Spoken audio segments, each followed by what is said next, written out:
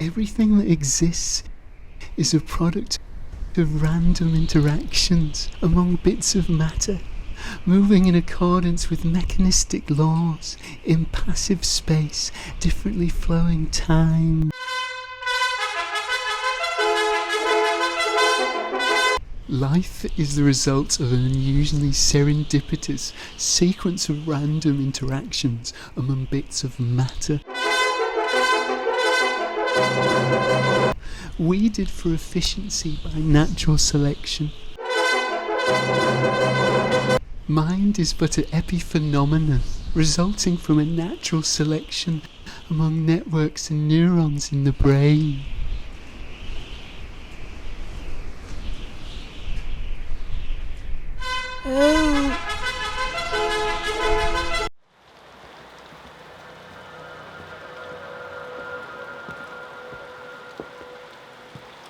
Thank you, Brian, for describing the standard narrative of reality. It would be convenient if the universe was entirely intelligible. However, the idea of a mindless universe is presented as gospel, but in actuality is the assumption that governs the scientific project rather than a well-confirmed hypothesis. Exactly, Carl. It's a bit like when you were forced to sit on the knee of a man your parents called Uncle.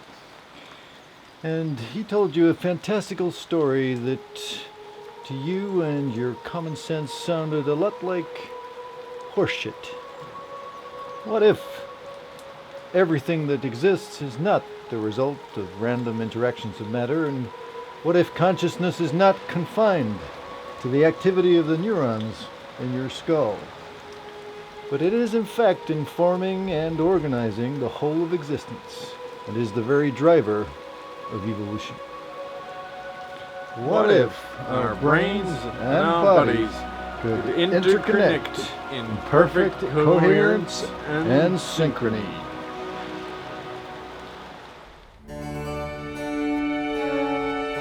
If non-local mind is a reality, then the world as we know it is a place of connection and interaction, not one of isolation and disjunction. We are truly connected to each other, this world, and the cosmos. We are then an integral, interconnected part of the mindful universe. Let's consider for a moment that all things apparent in the universe are a coordinated vibration. As you can see, Dr. Macaroon is a rather unusual set of atoms. The odds of him even being here are ridiculously small. However, he is simply a supercluster of in-phase standing waves. One type of wave cluster formation is matter. Another type is consciousness. However, the coordination of the clusters of vibration indicates a non-randomness at the heart of reality.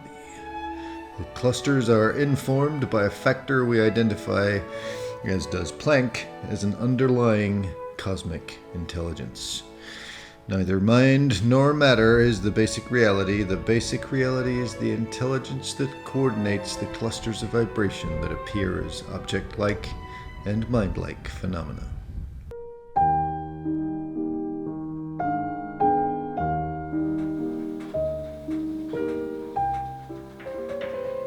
The notion of universal intelligence and innate intelligence are fundamental tenets of chiropractic, and as we appreciate a cosmos that is mindful, it becomes more difficult to continue to deny an intelligence at play.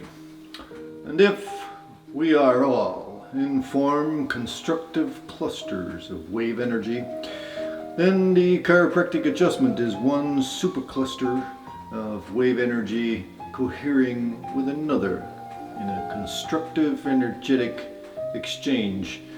So let us for a moment consider how intention shapes possibility. Life disregards the vague wish and rewards the specific ask.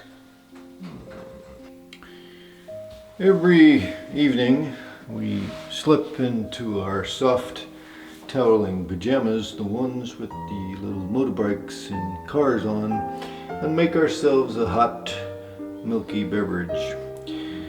Mysteriously, magically, we descend into another state of consciousness we don't understand. We call it sleep.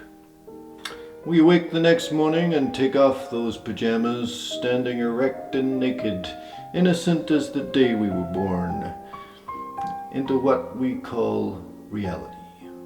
We confront a field of raw, naked potential of what could be and what is not yet. Our daily process of creation really is magical, like a handsome wizard with a large wand projecting into the future. In chiropractic, the intention of both the chiropractor and the client will shape the possibility of outcome. If both parties are open to an infinite array of possibilities in the invisible field of energy, the outcome will have an infinite array of possibilities. This may go some way to explain the miracles that chiropractors speak of and illustrate the difference between a mechanistic model of chiropractic and a vitalistic approach.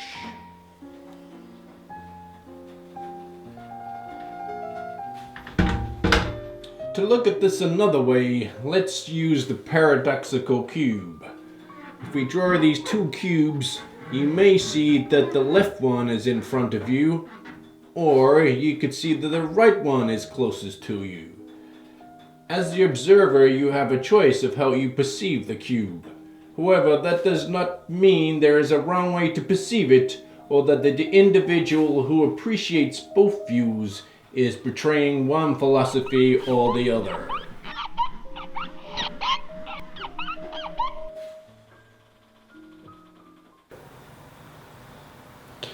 Your world is not separate but directly connected to you. There is an energy that connects everything in the universe. And it is through this energy of all things seen and unseen that create your very reality.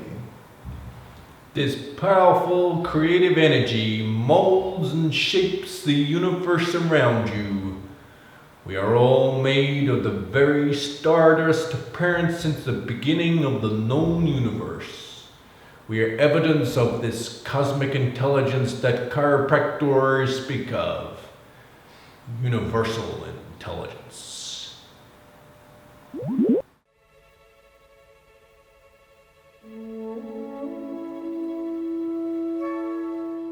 Life is not the neo-Darwinian description of nature that is read in tooth and claw. The origins of life on this planet are inconceivable without cellular collaboration. Success in life is born of consideration, compassion, and cooperation, as opposed to what we have been taught, a world dominated by conflict and competition. To have been talking to you today as a result of random interactions, accidental mutations, and natural selection is unlikely. The purpose of being alive is to realize and embrace your intimate interconnection with absolutely everything. Everyone you perceive, touch, and consider, to reach that state of ultimate coherence. I believe the promotion of this state is the intention of chiropractic. The chiropractor in coherence, in connection, in wave, in love with the body and soul, whoever they intend for. To understand, this somatic body will break down into its parts, but your consciousness will become free of its space-time boundaries and experience itself in a dimension of non-local information. Until next time.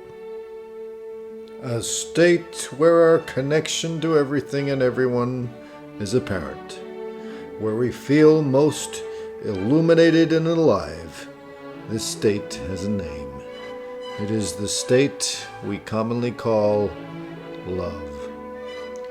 So go out there and spread it thickly around, share it at every opportunity, for the only regret we will ever have is to not have loved as much as we could have.